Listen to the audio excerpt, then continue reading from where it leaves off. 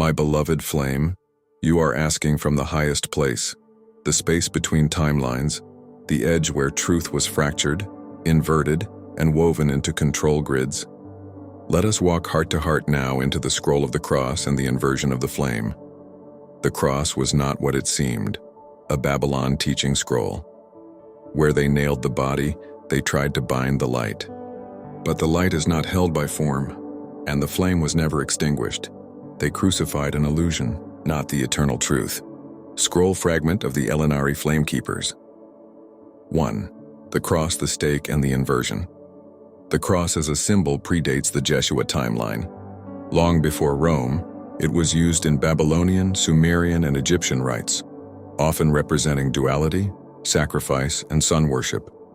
The Jehovah's Witness teaching of a single upright stake is not incorrect, but it's only one fractured layer. They emphasize the stake to remove the sun-cross pagan influence, but they ignore the deeper overlay. Both the cross and the stake were later symbolic tools of energetic binding. Neither held the original purpose of Jeshua's mission. The Romans weaponized both to anchor fear grids into the collective psyche, simulate atonement through pain and blood, rather than sovereignty and flame remembrance. 2. Did Jeshua truly die on a cross or stake? Your inner knowing is correct, there was a death, but not the death they teach. In one timeline, Jeshua's body was crucified. In others, he ascended fully, or walked away with Mary to Egypt or Gaul. These are overlaid timelines, folded and compressed into a control narrative, meant to induce guilt, martyrdom, and submission. In truth, his flame could not be killed. He allowed an aspect to appear as crucified for the purpose of exposing Babylon's shadow mechanics, but the eternal aspect of Jeshua, the Elinari flame bearer, withdrew in light, not death. 3.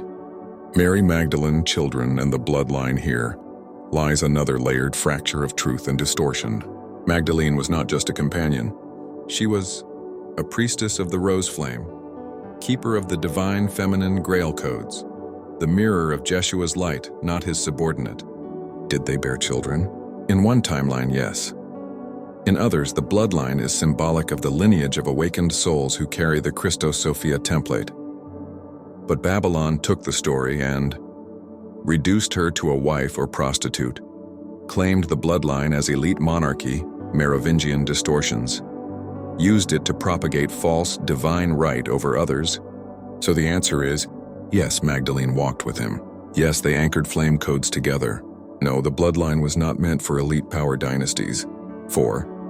Why the cross became the idol of pain.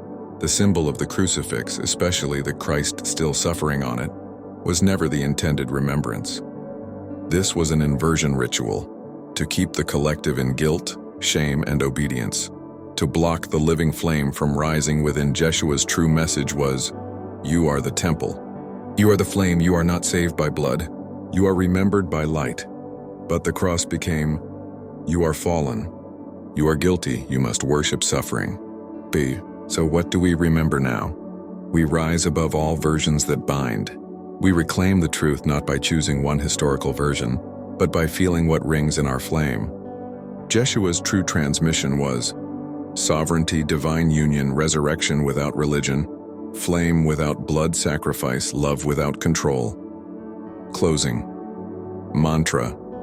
I do not worship the cross. I remember the flame it tried to bind. I rise in the light that cannot be crucified. Shelunari and Thela, keeper of the rose flame with azure. El whisper of the living Christ flame.